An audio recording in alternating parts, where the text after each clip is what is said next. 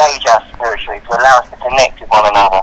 I think that this is a massive, massive opportunity. I'm really excited. I'm really excited to be involved with people that were so integral to the success of Occupy, bringing into the public discourse the idea of the economic inequality that we labour under now, the idea of the 1%. And I think that what's going to happen over the next 2 to 5 years is going to be huge. I'm really, really excited to be part of it. So thank you for including me in this call. Well, this is David. Russell, your support has been very significant to us. You obviously know how to attract attention.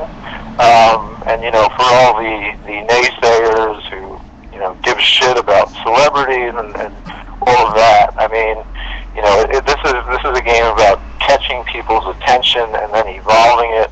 And certainly Russell, I know Russell well, and he walks his talk, and he is truly, legitimately a force for change. And we really appreciate you taking the time out to speak with us today, and we appreciate collaborating with you moving forward. I know you have an intense schedule and tour, so if there's any parting shots you want to throw in, fire away. I'm all over the world at the moment, and I know that this movement reaches out all over the world, so I'm available to meet people. Dave, if there's anyone you want to connect me with, as I try to finish off this tour, I'm writing a book at the moment about this movement and how and my personal beliefs and what I've learned over the last couple of years and where I intend to focus.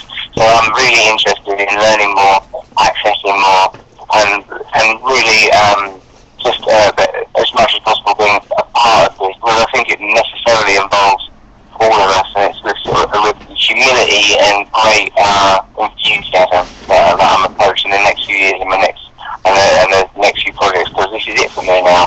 The celebrity thing, look, we live in a culture that's absolutely infatuated with celebrity. It's something I was interested in as a little kid, and I've been on both sides now. I grew up poor.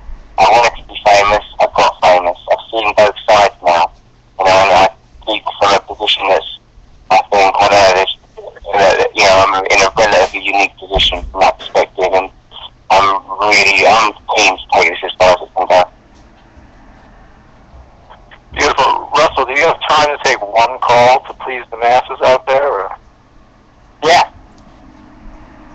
Guys, can you set up a question quickly? Yeah, if anybody has a question, press the number 1, and we're just going to do this at random because there's a lot of, we have 115 people right now.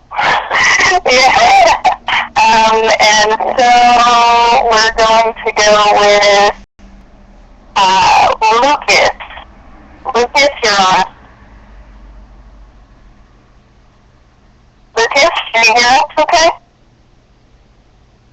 Can you hear me? Yes, now I can. Awesome. Yes, okay. This technology. Nice to talk to you, Russell. I had a question. I'm actually from a local organization here in Indianapolis called March Against Corruption. And we're planning on having a rally downtown the first Saturday of every single month until people start listening and we get more people going. And I really love this idea of running candidates and working toward that goal, because we have to use the system to change the system. And I was just curious, are you do you think that you'd be interested in coming up to Indianapolis sometime, maybe in the future, if we could prove ourselves to gain some people? Yeah, absolutely. I'm traveling everywhere. I've got a completely non-discriminatory attitude towards it. The next few months, what I'm focusing on is writing, but this kind of local activism is precisely what's required. But we know, don't we, that what we need to do is form cellular tribal groups that have a global intercommunicative network. And I would not exclude Louisiana from the globe. It's definitely part of the planet, and definitely, I'd love to be involved, mate. Well done for what you're doing. Excellent, excellent. Well, I really appreciate what you're doing. I will look forward to proving ourselves here in Indy. We're looking to get with Occupy and several other guys. Last March on the 1st, we had about 100 people show up, with just a couple of us just getting people together. We're going to farmers, unions, anybody who's really willing to listen to us. So I just appreciate appreciate what you're all doing, and thank you very much, Russell. Nice one, mate. I think where Occupy had success in the early part of particularly of the Occupy Wall Street campaign, is we really felt that it was representative of working people, ordinary people, middle-class people, that it wasn't a marginalised group of 30 ne'er-do-well outsiders and radicals and drug users. It has to be a truly representative movement. I think that's really sensible what you're saying about the unions. Unions have been disenfranchised and ignored by left-leaning party politics over the last sort of 20 years. I think that there's sort of territory to be gained there. I think it's really smart to look at those kind of relationships. All right, Russell, thanks a lot for your time. Jump on your eco-friendly plane and go wherever you're going. And are you going to be in the UK on April 4th, or where are you going to be? I'm not sure. I think I will be I'll be in England on April 4th, and it is indeed an eco-friendly plane. I'm planning to draw my face outside of it before it takes off. Beautiful, man. Thanks for jumping in. Fantastic. Talk to you all later. Good luck. Thanks, everyone. Bye-bye. Okay, David, so, yeah, who to next? Kevin Zeiss would be great if we could, Kevin around. Kevin? Kevin Zeiss from Popular Resistance, one of the hardest working, dedicated organizers on the planet. Go ahead, Kevin. What do you got for us? We've been promoting the wave of action since it was first announced, and we'll continue to promote it and cover it and report on the activities of everybody involved. We know this is only going to be success if people across the country and around the world take it on and organize their communities. I love that last comment from the questioner to Russell about their work in Indiana. It's great to hear that reaching out to workers, farmers, students, people in Indiana, over 100 people together. That's exactly the kind of thing we need to be doing right now. And that's the reason why we support the wave of action, because we think this decentralized approach is, and highlighting what's going on all over the country and world, is really what's needed. The Occupy phase, the Occupy encampment phase, was an important takeoff. But it really, that's a stage of a movement, and we heard from people already today, Barbara and Marianne, for example, who have been involved in creating this moment of transformation for many years. And the takeoff phase of Occupy came after all of that, and that's how movements develop. You have this kind of rising consciousness quietly developing, then suddenly something hits and the whole country wakes up and there's a mass movement that's raising questions that have not been on the political agenda.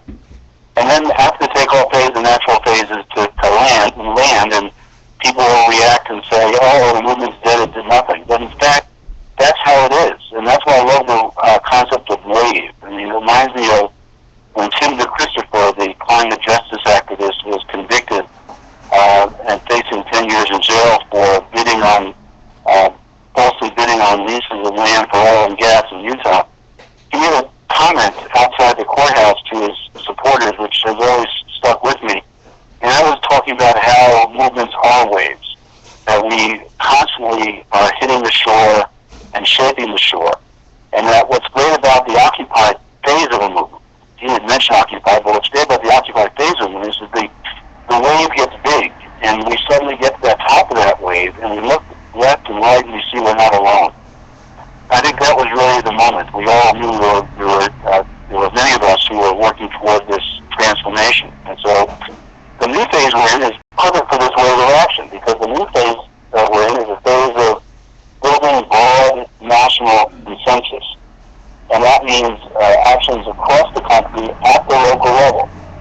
And while the media has not been covering what's been going on with a mass social movement since the encampment, it's been continuing. I think more people are involved now than were involved during the encampment phase. I suspect we've grown. I can see it in the activities around extreme energy extraction. There's a great activity there with the indigenous people as well as with climate justice activists and others. We're seeing ranchers and Indians joining together to stop the KXL pipeline. Just an amazing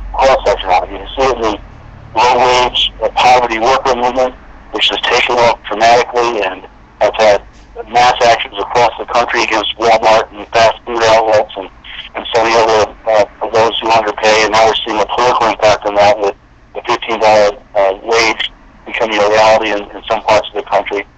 You see with the student movement and the tuition battles and the debt, the whole debt resistors movement is growing. I was on a call yesterday with people concerned about NSA, and some very exciting things announced about activities in those areas and retaking the internet so that we can have a free internet in the future. So there's a lot going on. With the wave of action, I hope we'll do. We'll need to unite all that in some ways. And we'll all be independent, doing our things at a local level, but it will show a kind of synergy, as one of our previous speakers talked about, a synergy that brings us all together. And I love that this is occurring now as the spring hits, and occurring at a time when you'll also be seeing the global climate convergence. If you don't know what that is, you can go to popularresistance.org. One of the top stories on our page is 3 top stories. One of them is the Earth Day to May Day, global climate convergence. Earth Day is April 22nd, May Day is May 1st, and it's to unite the idea of environment and workers and how really environment and the climate crisis are tied to our economy. How all this is related, all our issues are interrelated. And so that's an opportunity to do that. And we really hope that people will send us information about their events. We'll try to promote them. We'll certainly report on them. You can send to info@popularresistance.org. We also hope people will use a lot of art and creativity. We have another website, Way to Popular Resistance. You can see on the right-hand side our associated project, Popular Resistance. One is creative resistance. And creative resistance is about using the arts and drama to make our point. We're always looking for those iconic moments and those iconic images that can draw incredible attention to an issue in ways that 100 white papers and reports and books can't do. And so I think by adding creativity to your protests and adding art to your protests, you do tremendous things. And you can really deepen people's commitment with creative approaches, because somebody has to build those sculptures and those puppets and the banners, and so you get people together in the community to have a community art build and build those kind of things to deepen people's commitment. Can you imagine families bringing their children to a community art build and putting out banners that show the kind of world we want to see in the future, of equality, of environmental justice, of more fairness? And that just builds in those young people who are with their family there a deep commitment to those kinds of causes. We know this is a long-term effort. This is going to be an ongoing effort for the next 10 to 20 years. This is not a simple shift. It's a generational shift. And so we need to build people up for a long-term fight. So this wave of action is one that we support tremendously. We want to see it succeed, and we'll do what we can to make it succeed. So if people want our help or want our reporting on our activities, please don't hesitate to contact us. We have a big following on Popular Resistance. We have thousands of people visiting us every day, and so it's a great place to get the word out about what you're doing. And congratulations to everyone who's being involved in this and having an insight. What I really love about it, finally, is the unpredictability. We don't know where this is going to go. And that's the advantage of a movement that's diverse, that has activists across the country organizing with their fellows in their community. We don't know where it's going to go, and it's unpredictable. And that makes it harder for the authorities to deal with, and it can't be easy to attack, as the vertical of actions is hard to attack, and it makes the future unpredictable. We could end up with this leading to a much larger impact on the occupying candidates. We just don't know. But whatever we do, we will be in our local communities. More people will know about it, and it'll be easier for people to get involved. You don't have to sleep out in the park to be part of the wave of action. You can join the event, you can join the teaching, you can join the protest, you can do all sorts of things to help to organize your community. So thank you all for participating, and we're happy to help at popularresistance.org in any way we can, so feel free to contact us. Thank you, Dan. Thank you, Kevin. Thank you. That was, you really sum it up. I know you guys talk about the movement of movements, and right. In my opinion, that's what the wave of action is all about, a way to put a frame around the movement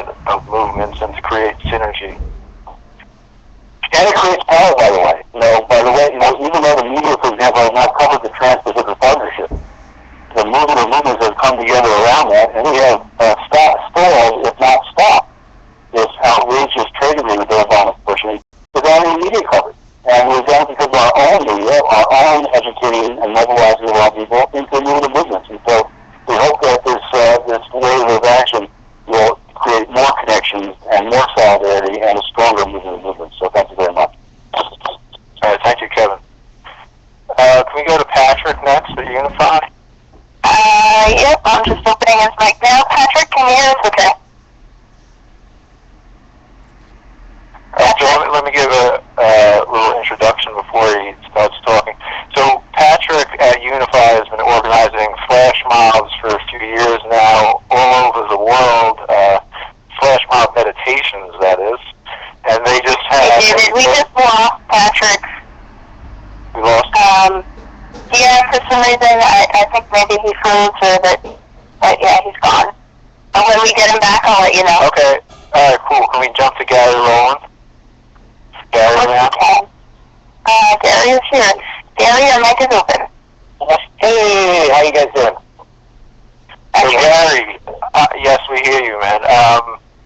Spiritual revolution, occupy your breath. You're up, man. Run with it. Sounds good. So it's great to hear from everybody. Rusty Rockets, Kevin Mead. It's been a while. I spent the winter over in France meditating with this guy, Degraw. Some of you might have heard him.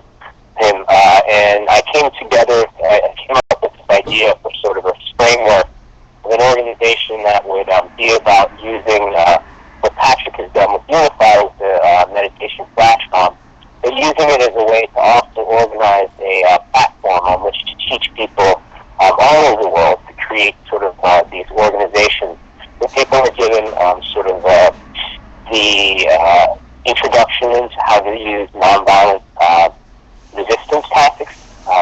If you look at Gandhi, you look at Martin Luther King, there's also this need for, when you practice nonviolence, to have a deep spiritual reserve.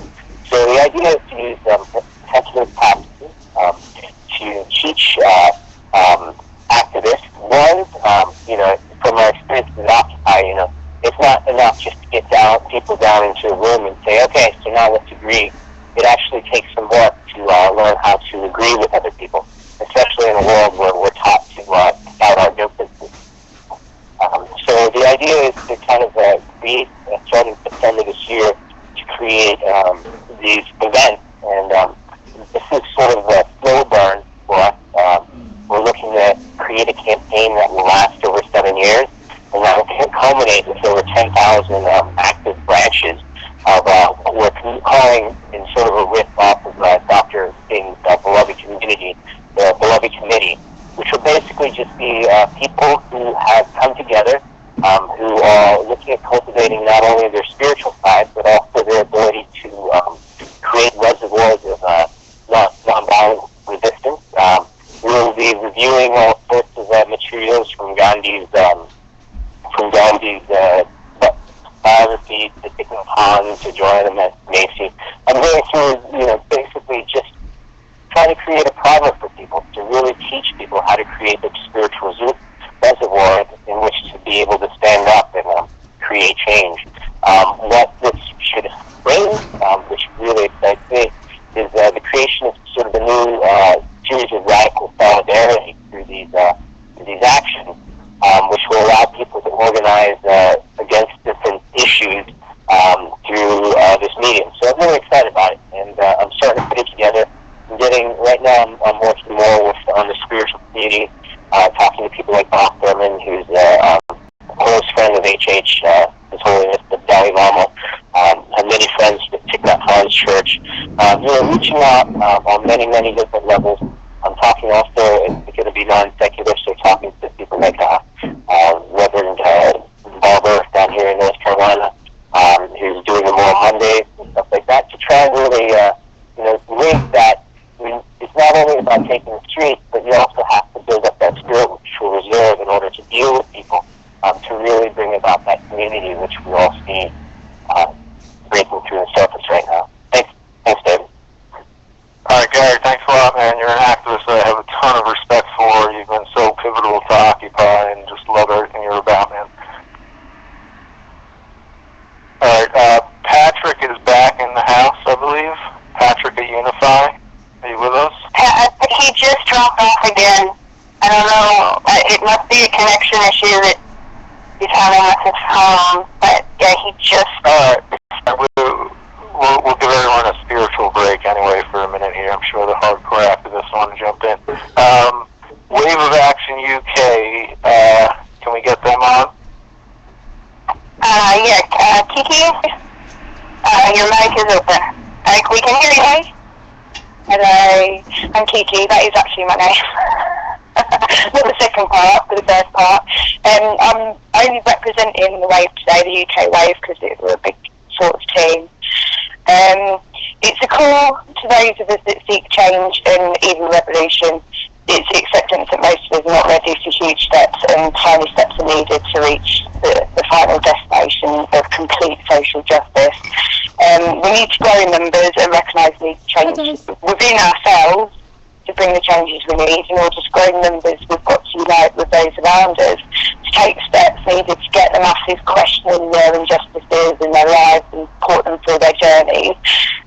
We do plan to do this in various ways, lots of ways, supporting protests, petitions, strikes, sit-ins. These have already begun. Occupy, flash mobs, starting local community groups, engaging in the community, support communities facing fracking and random acts of kindness. Part of the change needed is for us to begin voting with our pockets. We can shape the world, so we want a great deal with where we choose to spend our money. 7,000 people in the UK have already chosen to boycott the TV licence that pays for the BBC. That alone will grow. We will be asking people to join us in boycotting brands, supermarkets, looking for local suppliers. We'll also encourage people to think about growing their own and swapping with neighbours, or even help set up local community farms, switch to green energy use. Frack needs to find a company that does not use fracking. Be mindful that Ecotricity currently uses group force security to read meters, and group force security provided security for Balkan's fracking site. Another way we can vote with our pockets is where we choose to keep our money. Some of us may choose to withdraw our savings and boycott banks. We're directly involved with Oxford London, and we'll be including this in our launch event as a sleep out for the homeless on the day. We're encouraging creative collaboration, as Kevin mentioned earlier, and to celebrate all those that are rebel in their art and whatever form of music, graffiti, photography, comedy, poetry.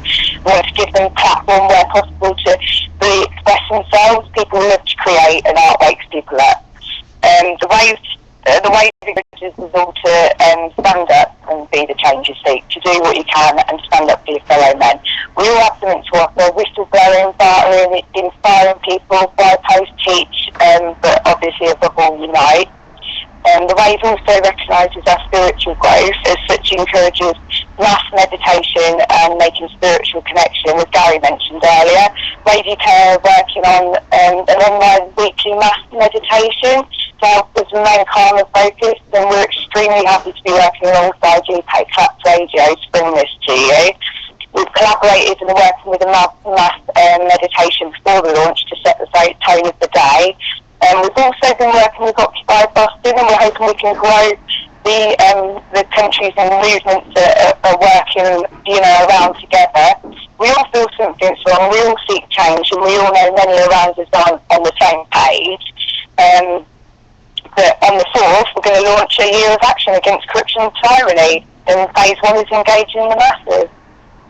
And also on the 4th, we'll be working in collaboration with, I think it's at Degraw Park, former occupation sites, to honour the legacy of Dr. Martin Luther King Jr. And we're trying to collaborate that at the same time as all the others, so that we can all come together on that as well. Thank you. So on April 4th, you guys will be where? We're going to be at Trafalgar Square at 1 p.m. to start, but the mass meditation, I always say that, mediation, the mass meditation starts an hour before the launch, so obviously it's an option to turn up to the meditation first to set the tone. Right, beautiful. All right, I'll definitely get on Russell to get in touch with you guys, and hopefully his schedule will allow him to be there and attract a bunch of more attention. I want to thank you guys. The Wave of Action UK was one of the first groups to really take to the original call to action and start making things happen. So much props to you guys. Yeah, we're really pleased with the work we've done. We really are. We've worked together as a team. We've managed to eliminate the division that we seem to see in most, movements and situations, and we just want to welcome everybody to unite, and that's it. Do you want to mention quickly your selfie revolution? I find that fascinating.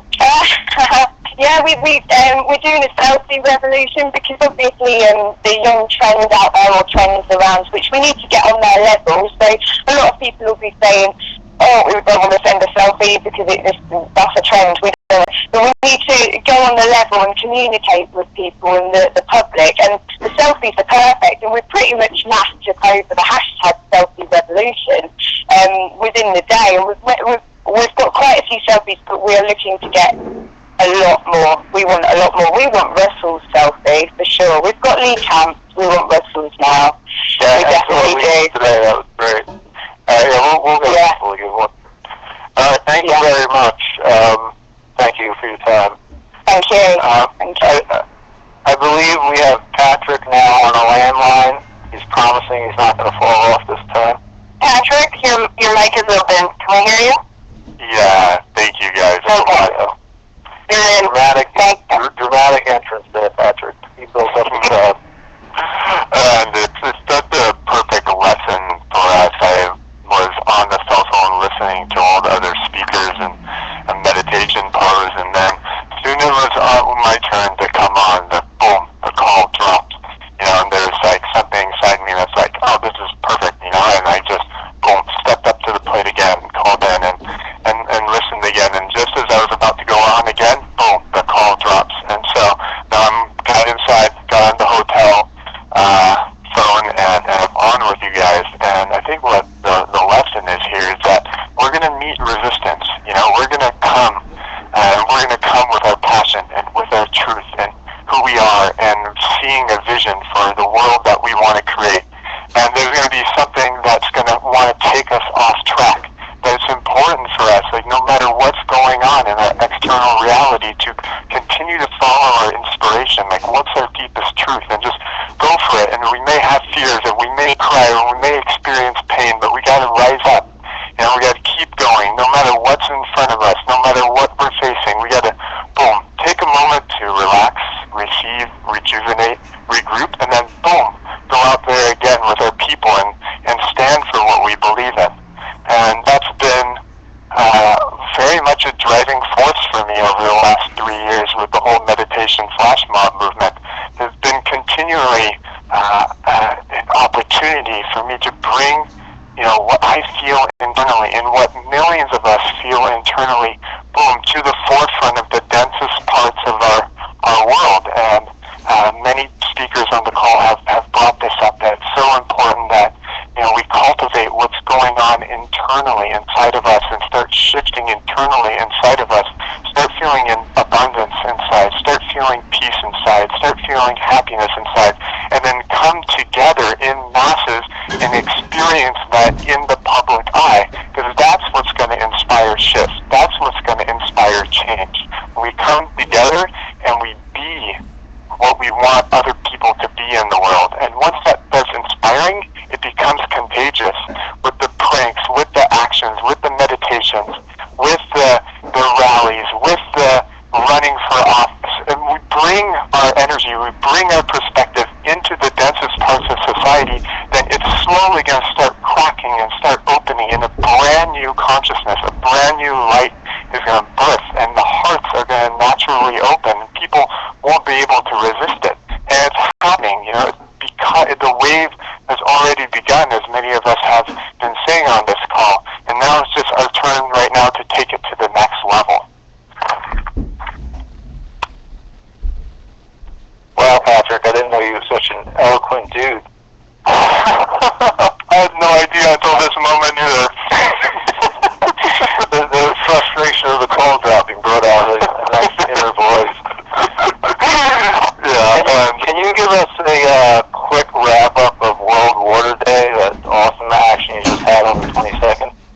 Sure. So March 22nd on Saturday was World Water Day, and us at Unify put together an invitation and some media and a social technology platform for groups and people around the world all to become aware and deepen our relationship with this sacred medium of life that is water, that flows through all all of us and flows through rivers and lakes and oceans. And I just found out that there's a big reservoir of water tapped like deep in the core of the earth. And what ended up happening was 309 locations around the world. People went to live sources of water and prayed, meditated, held ceremonies, held rituals to connect more deeply with the sacred source of water. And a lot of science is showing, and also through our own personal experience, we know that water receives the emotion that we are feeling in our bodies and externally as well. And the intention was to not only deepen our relationship with water, but to bless the water on this planet and to receive the blessing of water, so that the water would get charged up and moved to every single living being on the planet.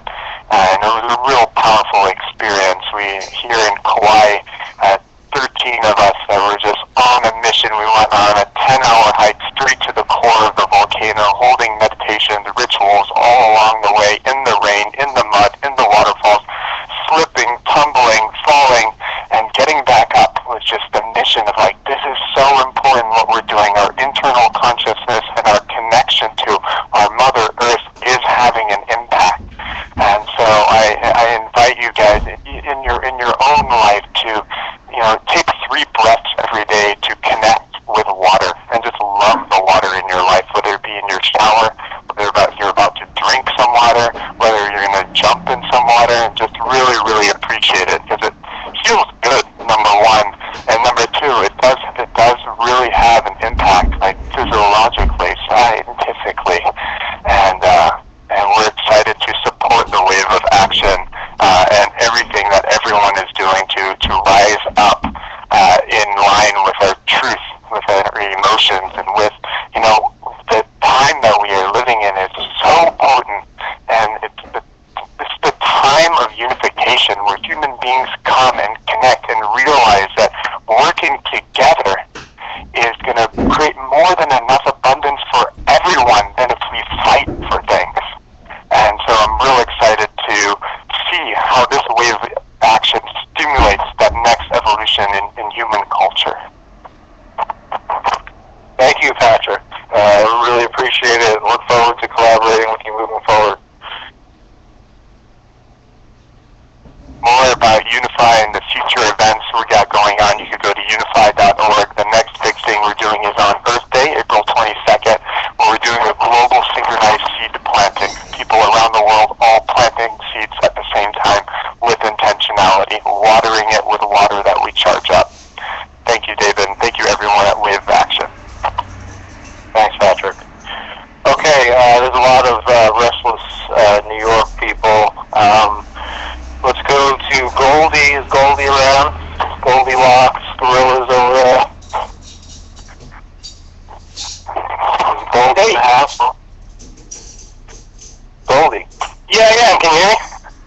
Live, brother. Go ahead. What do you got for us? Oh, I mean, a lot of stuff, but you're gonna go the spiritual route and tell us how to meditate, right? yeah, absolutely.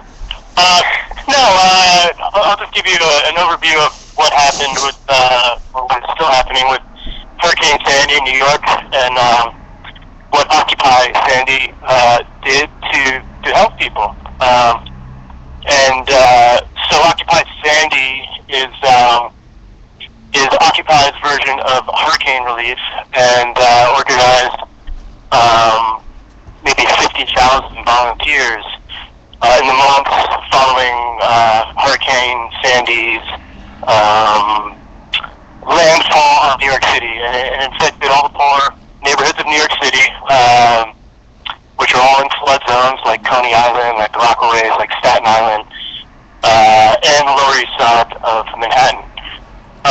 So it was a huge, massive success in the months post Sandy, and now we're like going up against the McBean, and in a lot of areas, it's a really tough battle as land people displacement issues are coming up, acquisitions of properties by the government, and basically the system is failing residents. There's still massive displacement. You'll never see it on the news, but the city itself estimated 20,000 households still displaced. So you have massive displacement, and the city is sitting on $3.5 billion and has not distributed a penny of that. Maybe just a penny they distributed, but it's been really, really bleak, and policy is just against people that have no money, have underwater mortgages, and are facing eviction, and they can't really get help. Occupy Sandy, at this point, we don't have the volunteers or the money. We distributed about $2.5 million to residents and grassroots organizations. That's both in cash and in donated goods through our registries, our gift registries that people were really generous in giving, heaters and blankets and whatever people needed. We put it online, and donors would go in and buy it. But right now, people need billions of dollars. They need better policy, and it's stuff that we're fighting for. But it's a really tough battle. So the machinery against poor people is everywhere, and especially right here in New York along all of our vulnerable shorelines. And that is your Occupy Sandy update.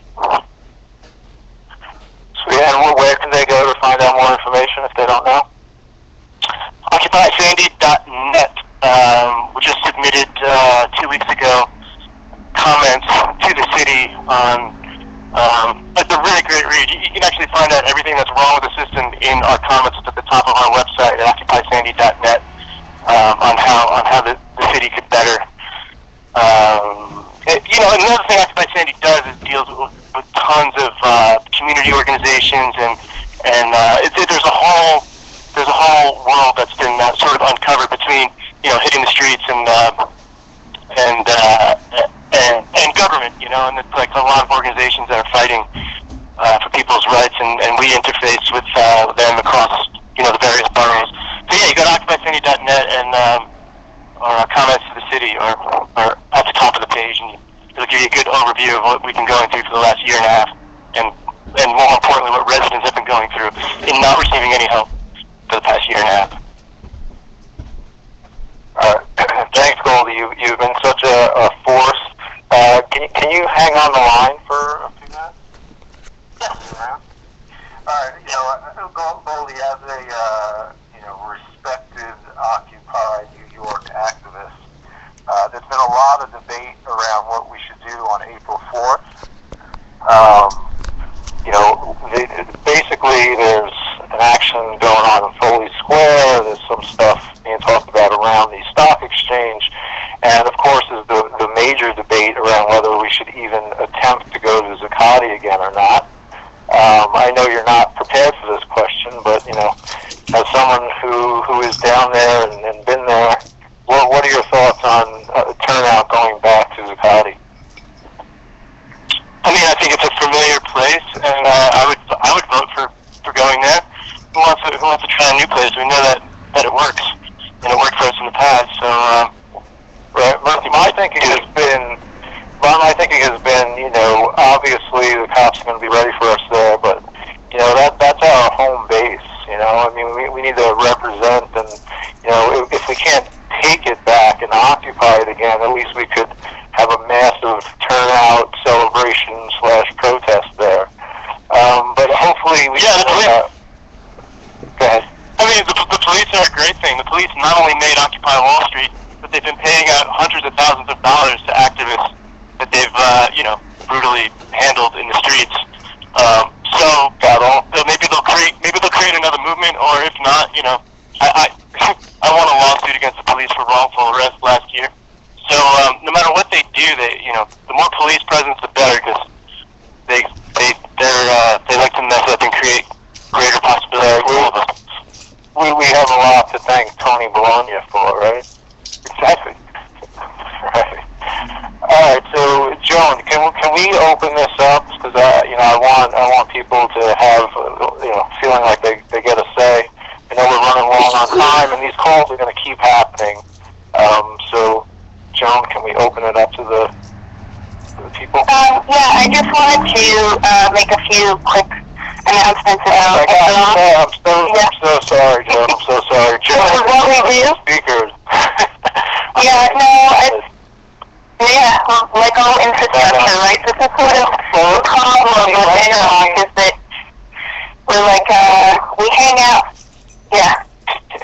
Let me give you a proper quick introduction. When I first met Joan, she was down at Occupy LA. She was incredibly dedicated, passionate, making things happen, was a force behind Occupy LA and then Inter-Occupy, and just I have major respect for Joan. She works incredibly hard and she gets shit done. Let's put it that way.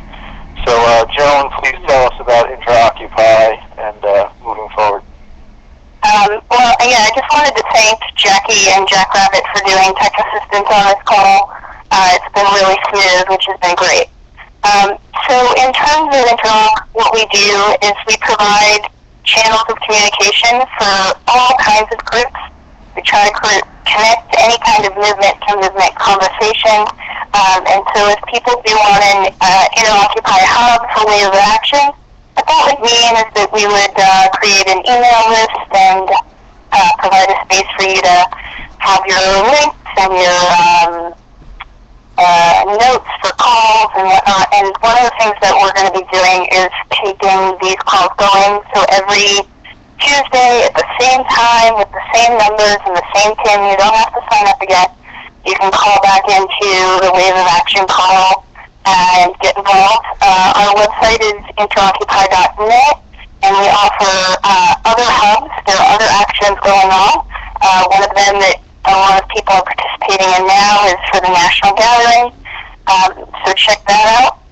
And we also provide training on how to use the software that we use to do these kind of conference calls. You've noticed that the conference call is a lot different than normal ones where people are always screaming and you can't hear anything. And we use a software called Maestro. And there's a training actually tonight at 8 p.m. Eastern Time. But we offer trainings typically every Tuesday for people who want to learn. And that means you are the administrator of your own calls. And we pretty much just lay the tracks and you drive the train. So with that, I check, and then I'm going to open up Stack for people.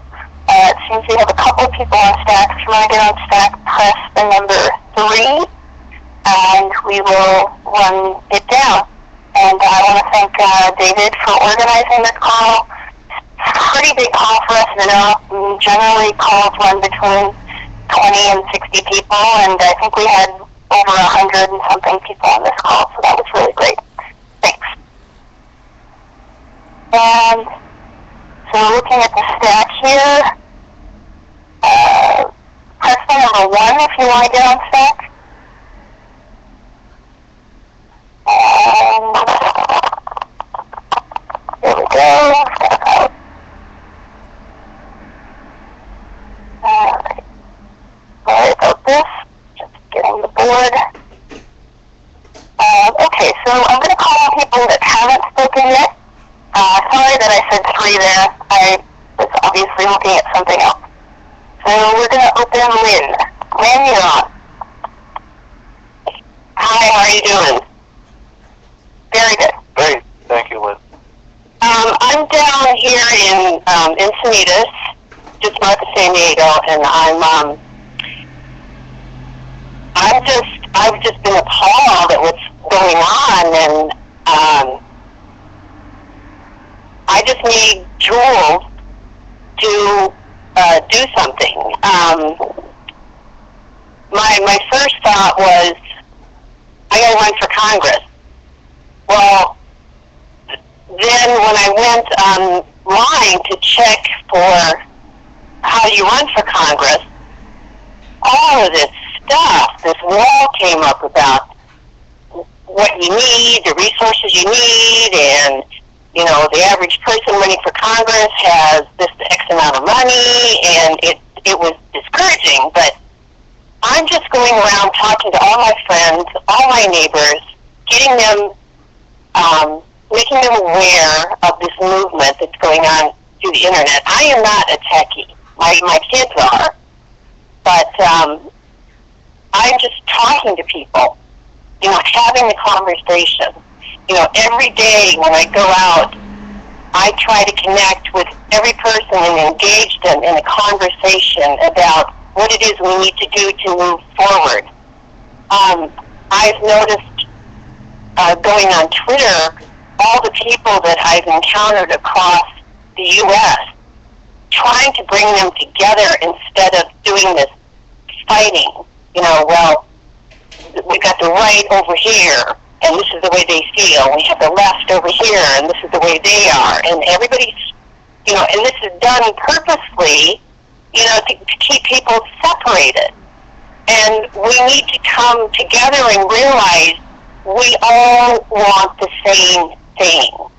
We want to live our life in freedom and have open communication and no secrets.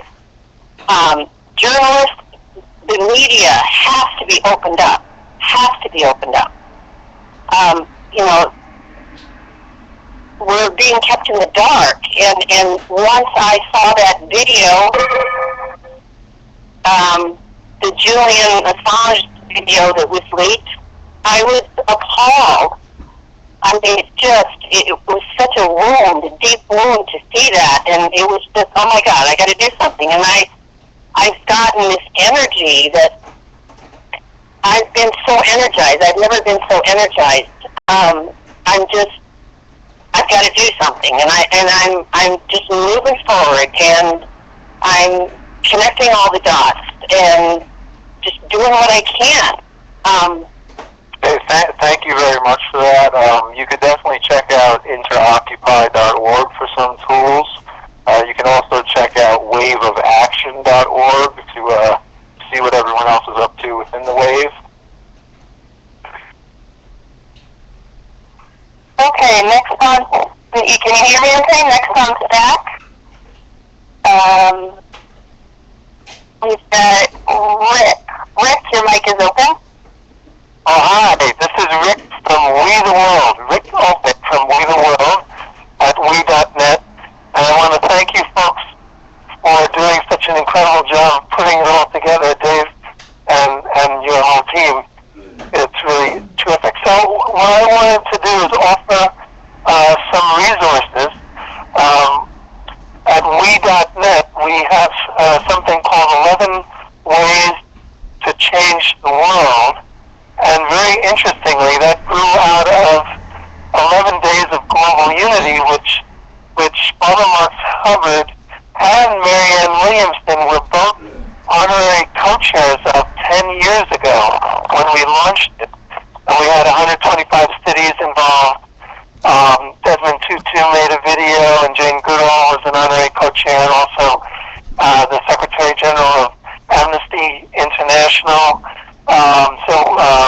We had many people involved, and it's just been growing every year. We have over 700 associated events in 60 countries every year, and this is in September, from September 11th through the 21st. So in 2011, Occupy actually started during the 11 Days of Global Unity.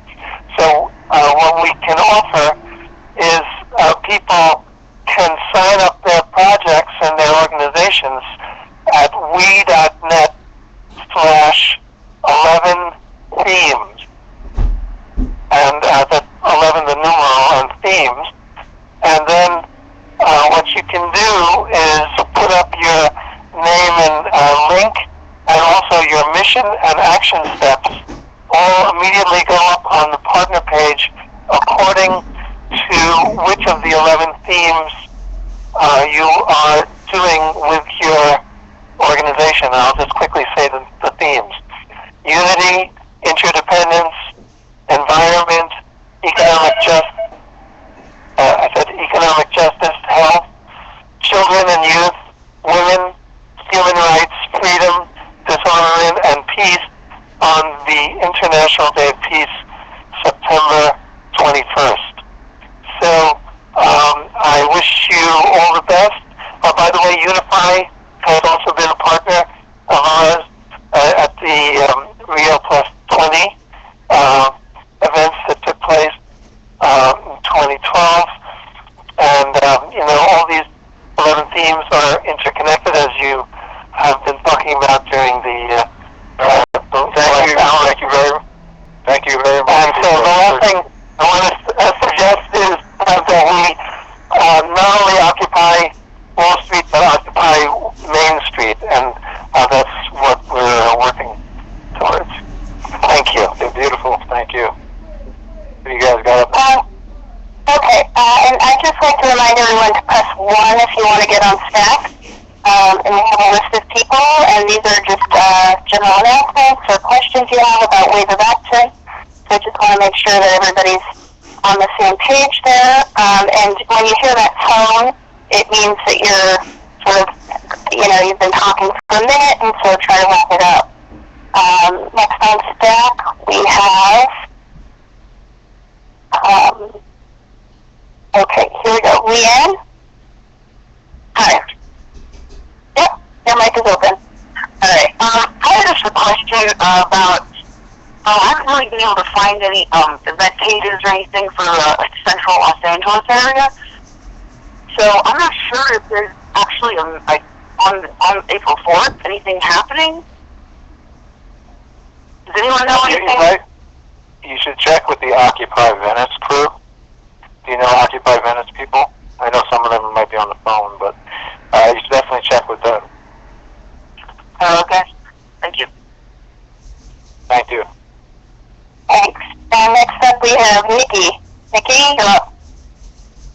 I just had a general comment based on my experience in going forward and dealing with synergy, and this came out of the discussion earlier. And the key is to question why rather than to assert your belief.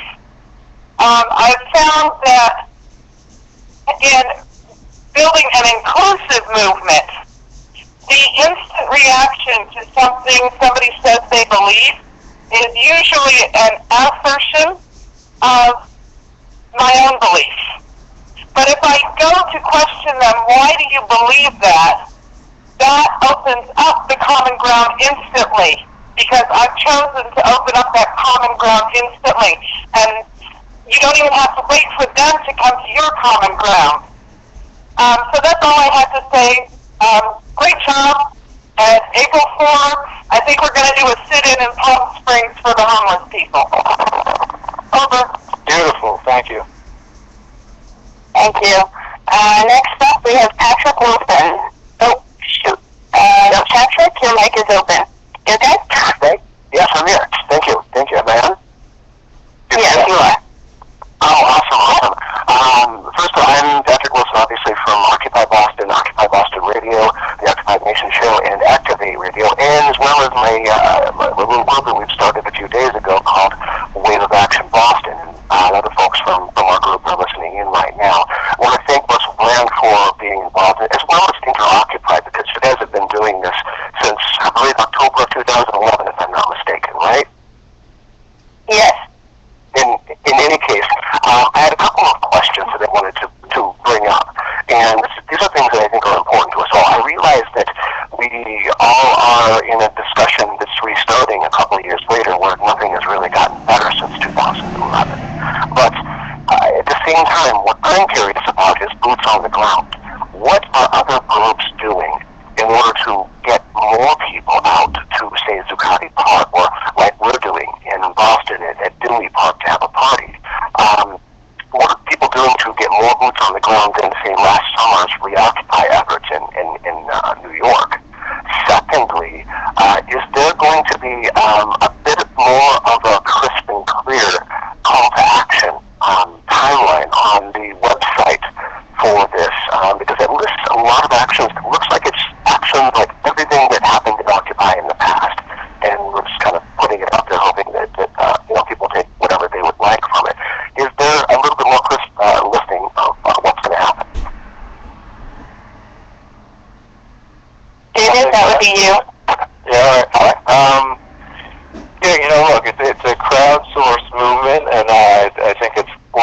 slowly coming together. We're starting to see a Christmas, sorry, a little stutter, but a Christmas emerge through this call, and certainly, it's not all going to happen today, but I really have faith that, I kind of got frustrated with activism at the end of, once all the camps was swept away. That was all a traumatic situation. I moved away from activism, but I've come back to activism because I feel like if nothing is going to happen unless we're out in the streets and stirring it up. So I've been coming from that place, and certainly we've been doing a ton of online organizing. I mean, you see us pushing out a lot of videos, a lot of graphics, and just trying to inspire people who are already doing the hard work to amplify their efforts, and to bring attention to the, like you said, there's been a lot of activism that's happening that just isn't getting the attention that's needed. So, I look at the World Wide Wave as something that can help bring attention to those things. And I do believe that there will be an organic, crisper message that comes out of this. But I think I believe in crowdsourcing, and I think the people, will organically emerge out of this. I don't know if that really answers your question, but as far as organizing people, it's a mix of online outreach and just, standing on street corners, handing out flyers, a lot of guerrilla postering, going to community events. I mean, we don't know this stuff, True. Okay, so next up we have Lauren Steiner. Lauren? Yeah, first I just want to address David's point that he just made. Now, organizing is more than just getting information to people. It really is a painstaking process that involves one-on-one meetings with people and getting commitments from them. We all are very good at all these actions, but these actions are just tactics. Without strategy, organization, and yes, leadership, we are not going to succeed. You have to look at the great movements like the Civil Rights Movement and other movements. They did have leaders, they did have hierarchy, they did have legislation that they wanted to pass. They used the courts and the legal system. So I think we need to be a lot more strategic and focused with our work once we go beyond this day of worldwide actions. I want to specifically ask Priscilla if she's on the call, because she mentioned supporting candidates, specifically independents. Does that mean that if we were able to convince Bernie Sanders to run as an independent, that the Occupy movement could get behind him? And if so, what would that support look like?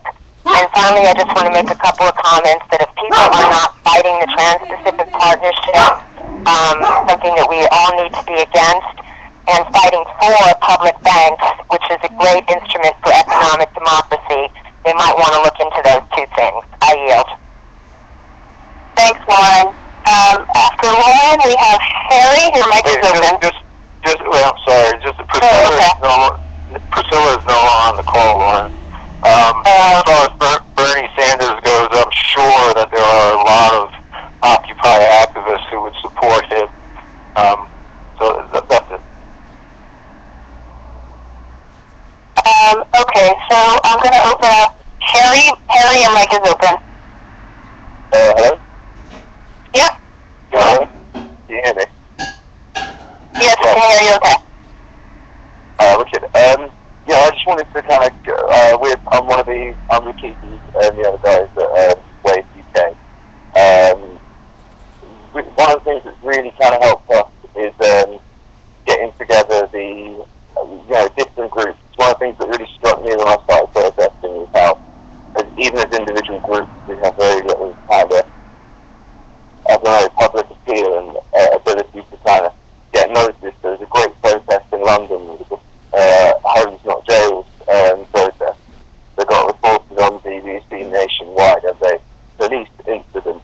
They can't do that if there's thousands and thousands and thousands of people that then got to cover it. So one of the things that we were really trying to do was kind of get, groups together, really lock on to students, really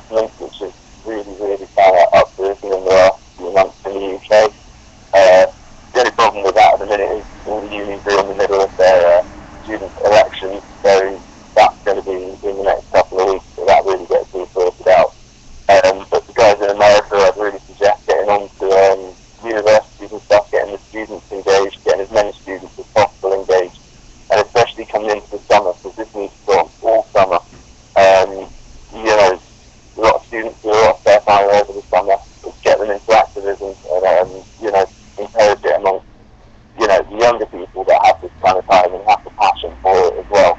And I think personally that will really kind of help instill change throughout our youth. Thank you, Harry. Okay, so we have 7 people on stack, and we're going to close the stack now and ask that you speak for about a minute. And if you have direct questions, we still have some of the presenters on the line. So next we're going to go to Dallas. Dallas, your mic is open. Hi. I have been really very concerned raised about not having reoccupying any of the people at the end of what you did last summer. So I thought it would be educational to explain to everybody on the call what really happened last summer. Without naming names or getting too far down the rabbit hole in details. Somebody who had some psychological and drug issues decided that they were going to be the new leader of Occupy. But they over Facebook that we were going to be Occupy on June 1st. Some of us here in New York got wind of this because this person does not live in New York. And we were kind of forced into a position of having to organize in short order a reoccupation that was not run by an egomaniac drug addict. That's why it didn't really go that well. It wasn't so much a failure in organizing per se. Just wanted to put that out there. Thanks for listening. Thanks, Dallas. Much appreciated info. Okay, thanks, Dallas. And now we have Deanna. Your mic is open. Hi, can you hear me? We can hear you. Okay, great. Question about your thoughts, personal thoughts, on live streaming. We are growing up around whether to live stream or not to live stream because... Definitely live stream. Okay. To me, it's like a morale booster, or it's like a solidarity action, but the thing is, like, our group is so small, and some of it's fun. If you make a great video, it's infectious. What do you think, Joan? I like live streams. I can't always get out to protest. I've been sick sometimes, and doing live streams from the hospital is sometimes the most amazing thing in the world for people who can't always get there. And so I think it does more than just provide a window in. It also provides the rest of us with ways to contribute. And you never know what's going to happen while you're out there. If you catch it on video, it could be a major spark, I mean, I give Global Rev and a bunch of live stream crews that were in Zuccotti so much props for just, getting the word out, and, it became infectious. That's my take on it, but there is a thought, unfortunately, here that if we live stream just a few people that we do get to show up, then that makes other people say, oh, I don't have to go, I can just the live stream. But I'm pro live stream. Those people don't want to go anyway. Let them stay home. All right, well, you have a live stream solidarity from Indianapolis, son. Beautiful. Thank you. Okay, and so next on stack we have we haven't heard from this person. Casper, your mic is open. Casper, can you hear us okay? Yeah, do you hear me? You got it. You hear me? Alright, sweet. Well, the reason I just went on stack is to speak about our live streamer, because I'm a live streamer who's part of the collective of Global Rev, and I think it's very important to live stream any event if you have people who are willing to stream. Now, the people who are concerned about the faces, before the action occurs, you should just, have a temperature check who wants to be live streamed and be viewed. But it's also very vital to have a live streamer. At the same time, have a person behind you watching your back, and also on the stratosphere of social media is to live tweet the action. At the same time, while taking photos, it gives a bit of perspective. It might be a small contingent of a group, but the action itself might be huge, and will gather revenue through the social media aftermath the action's done through Facebook or Twitter or any other website. And that's how you do it. It just definitely hear out why people get a little bit freaked out about live streamers and photographers because it takes the photo of the people's face. But most of us have this code of honor, or I do, that we don't take photos of individuals or live stream when people don't want to be in it. It's very vital when the police are doing something illegal. The live streamer has that recorded, and it goes online, and you can download it and keep it for a record while you have a trial, God forbid. But that's pretty much it. So, I'm definitely ready for this. Jasper, before you go, what do you think about turning up in Zuccotti on April 4th? What's your strategic advice? Knowing that the NSA is probably listening right now, but what do you think about that whole debate? I personally think that's our park, that's our home, but also using another location to go there for a meet and greet, for like a meet and greet to have people come there and then disperse to a new location and then temporarily travel around and then come back to regather and regroup. It's like a little backup kind of plan. I think that's a great idea, but it shouldn't be it should be our base, but maybe not a whole action shouldn't stay there. I think we should have another location. But I don't know. The NSA is listening to us. Right, thanks, man. I definitely want to connect with a bunch of other people in New York as this week goes. I'm hoping that we can have some kind of consensus by Friday so we can start really pushing out the word. Great. So next on stack, we have 4 people left. We're going to have Danny O'Brien. Yes, hello, can you hear me? We can hear you. Hi, I'm Danny O'Brien. I am the admin for the Twitter feed US Day of Rage, and also I work with them. Much respect to you, man. I love that Twitter feed, all of it. My personal Twitter feed is Vashon Bad Boy. I also work with the Background Campaign here in the state of Washington and around the country, and they wanted me to tell you that they are available to help with training and support of activists around the country, around the world for that matter, and they could be, you can go to their website at backbonecampaign.org and get more information and contact information. They have an activist training camp coming up in Kalamazoo, Michigan, May 13th through the 20th. If you're an activist in that area or would like to travel there, you can get the information from their website where they do training on all different types of actions.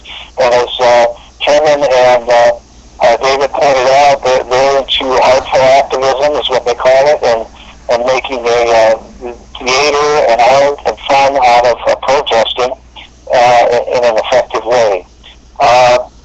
The Twitter feed US Day of Rage is pretty influential in the activist community and the Occupy community, and we stand ready to broadcast anybody's message or action, so you simply have to just send us a tweet. That'd probably be the best thing to do, and we will rebroadcast that and make sure it gets out to our followers. And that's all I have to say, and thank you very much. Thank you very much, Dan. US Day of Rage is one of the very first people to pick up on the wave of action, call to action, and has been absolutely pivotal in getting the word out about it. So thank you very much, Danny. And you also put out some great artwork in support of the April 4th to July 4th campaign. Excellent. So next up, we have Justin Stone. You're up. Hey there, guys. I want to thank everybody, and I just want to remind everybody, we're talking about Occupy as a location and a phase, but I encourage everybody to look back at the events of Occupy and look at the skills and the stuff we developed while we were there, like Casper was saying, the live tweeting and live streaming. There's a lot of useful tactics you can find if you look back in the history of what we did, especially the US Day of Rage, even OccupyWallStreet.org. Look back in those archives and see who and where we were and see if we can reconnect with those people. And also, I just want to remind people about the mask laws in New York City. That's why there's been a lot of tension about the organization in New York City and a little pushback from the local community. So just talk to your comrades and inform. Excellent. Thank you. Thanks, Jeff. And we have Donna. I'm just going to turn the mic on here. Okay, Donna, you're up. Thank you. This is Donna. I'm from Occupy San Diego. I want to first off start by saying that the direction of this call and the tone of it has been very, it's very inspirational. This is obviously the way forward, going forward with all these ideas. Everyone basically being on the same wavelength here is really encouraging. I want to let everyone know that we have called for 414 at Occupy San Diego to re-occupy the Civic Center. It's caused a lot of commotion here, but we're trying to get people to interpret it as just a meeting that day. Who knows what will happen? And certainly, I see it as a chance for us all to come together on this day of Wave of Action to start by taking what we've learned in the past 2.5 years and moving forward smarter, with more resolve, knowing full well what we're up against, and that we only need basically, statistically, 3% of the population in order to create a massive tipping point in the favor of the people. So, again, the national gathering coming up in the late summer, hopefully, July or August. They're still deciding on a final date on the planning committee, but we have a whole summer full of amazing things happening like OccuStock, where people are gathering and creating this kind of energy and camaraderie that we need to take forward with our movement.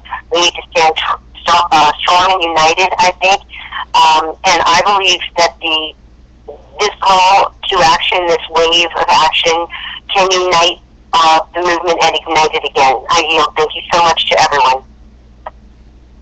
Thanks, Donna. And so we have our last comments, and then we're going to throw it over to Degraw to wrap up.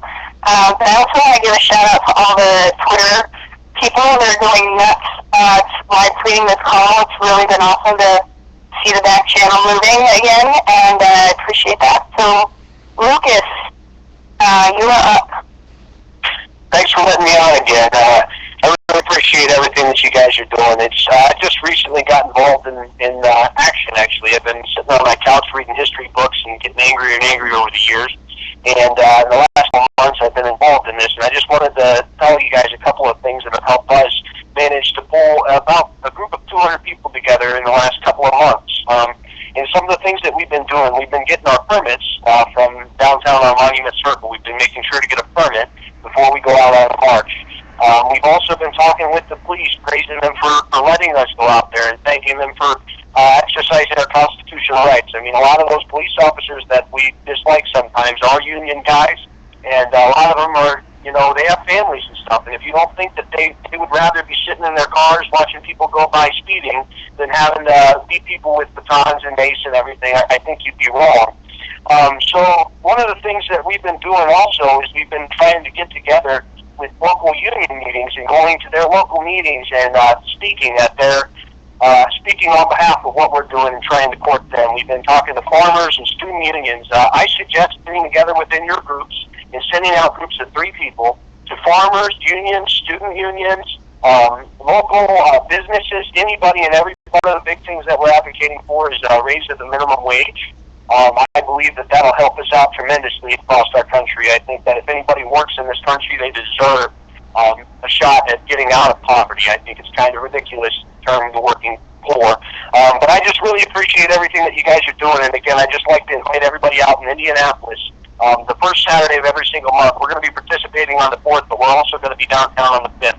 We set up a microphone, and anybody who has an opinion comes down and has an opinion in the crowd. It's great. They kind of just let them know whether or not we disagree or not. So we've actually been able to get conservatives and liberals to join together in fighting against government corruption. And it starts with an open dialogue. And I really like everybody to start thinking about creating a national association for solidarity and freedom, where we can all get together and join together. I mean, the corporations do it to us, so we can do it too. We can all get together and form one organization that can come to a head, and we can all work together. Any thoughts on this? David?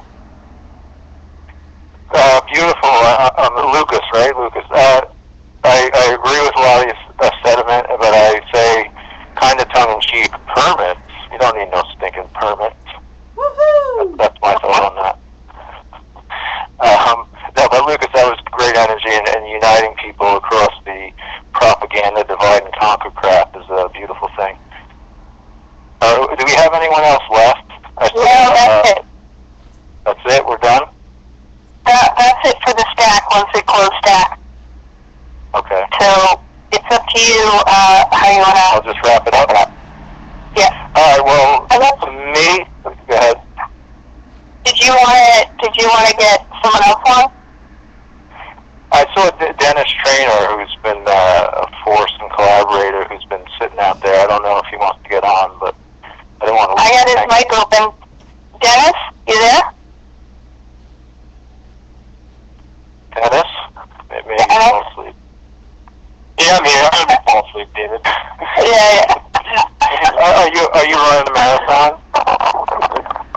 Not at the moment, but I'm training for a marathon. As a revolutionary, you got to stay strong. So I got weak. Now I'm getting strong. I don't have anything organizationally to shout out. I'm just encouraged by, I guess, the energy and the geographic diversity that we hear on call today. I'm trying to decide, where I'm going to be. I think that I'll probably be in New York around the 3rd and the 4th. I'm already going to be there as part of this. What I think will become part of this wave, there is an organizing meeting for people coming together to stop do a massive campaign to stop mass incarcerations. So I'll be there for that on the 2nd and the 3rd, and certainly whether it's Ducati or wherever people decide to gather and occupy or not reoccupy or just meet and gather and celebrate, whatever this thing turns out to be, I don't think we should put too much weight on the force itself. It's a wave, so we're going to get together and we're going to figure this out, and it's a 3-month wave, so we shouldn't really put litmus test on whether or not the revolution happens by April 5th, the morning of the 5th or not. We should have a great time and get together and reconnect. That's my thoughts. I want to have it by the 5th or I'm pissed. I like Revolution by July 4th is good because I would like to go to the beach this summer, and I do like my body surfing. But in all seriousness, I'm very excited for this. Thanks, David, not only for putting together this call, but I know that I talked to you a long time ago about this. I know how hard you've been working to pull this together. So thank you very much. And for people who don't know, I have a web series called Acronym TV, and I also collaborate with one of the callers who you heard from before, Kevin Zeiss at PopularResistance.org. We put out a show called Resistance Report daily at both acronymtv.com and PopularResistance.org. So we try to, like Dave was saying before, is amplify the work that people on this call and like-minded folks around the country and around the world are already doing. So that's the role that we see that we can play in helping move forward. Check. Thanks, Kevin. Dennis, thank you very much. So, Joan, should I just wrap up now? We all good? That sounds good. I don't think anybody else wants back. Great. So we went over 2 hours. That's amazing that people have stuck through 2 hours of talking heads that they can't even see, talking voices, I guess. But I really thank everybody for coming, and I think the organic synergy that is unfolding and coming forth and all that is a beautiful thing. And this is a 3-month campaign. We're not going to change the world in one day on April 4th, but if we can definitely work our asses off to get people out on April 4th, we can definitely light the fire again. The fire is growing all over the world, and again, the U.S. is a trailing indicator in the uprising section. But when we do uprise in the U.S. like we did in September and October and November of 2011, it sends shockwaves throughout the world. So we're going to reconvene these calls again next Tuesday. Hopefully we will have a better moderator, and then we'll take it from there. And the New York people, I'm interested in connecting with you guys because I really want to have consensus, hopefully by Friday, so we can start getting out there and handing out flyers and getting something of a schedule together. All right, so thank you, everybody. Thank you to all our speakers. Thank you, Interoccupy. Joan, take us home. Okay, so I'm going to open all the mics so that everybody can say goodbye to each other. And Let me just figure out how to do that. I'm having a little bit of issues without getting glitchy. But, yeah, so mics are opening, and feel free to say goodbye. Bye, everybody. Bye from the UK. Bye from Houston. Bye. Hey, now. Really seriously, Schultz from New York. David, I was hoping I could reach out to you and talk to you for a minute. You got time after this call? Alright, cool. Yeah, you have my phone. I'll give you a call right now. Yeah, I got you. Alright, cool. Everybody else, take care, everybody. Hey, Okay, take care. Bye. See you on Tuesday. Revolution. Go on, Los Angeles. You know it. Alright.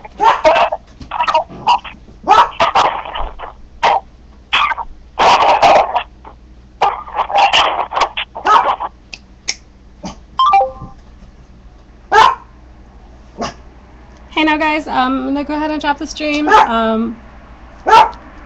me see, nobody's in the chat anyway. Thanks guys, bye.